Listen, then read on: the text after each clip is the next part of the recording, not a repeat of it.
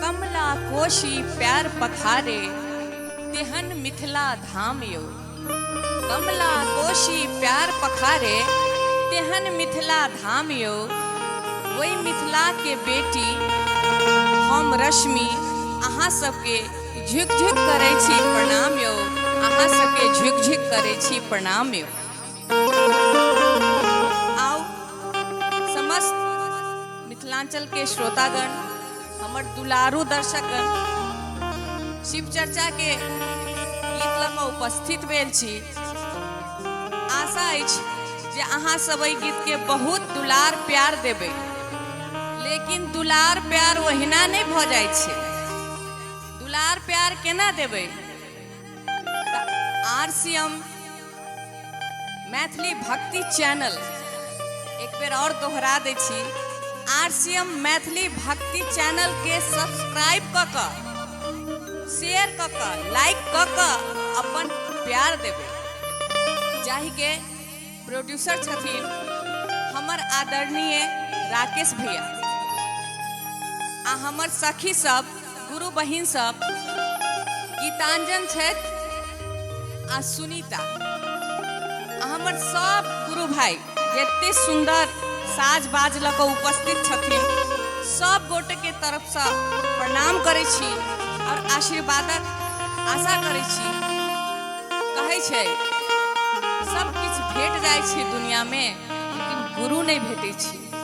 गुरु की कही, सदगुरु भेटनाइ बड़ मुश्किल छै। त आओ एक बार ऐसे जय लगायला से पाप के क्षय होय छै।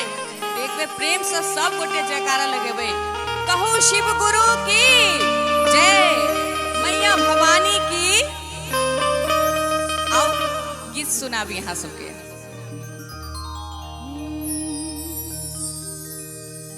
हे अंगना में चर्चा कराइब सखिया,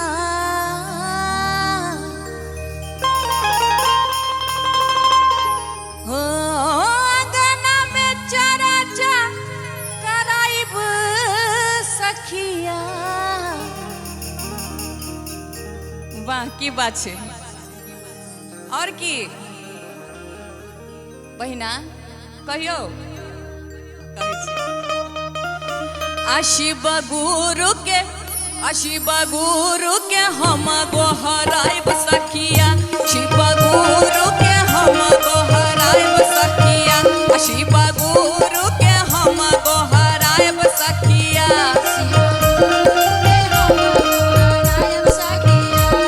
हे अंगना में चर्चा कराइब सखिया।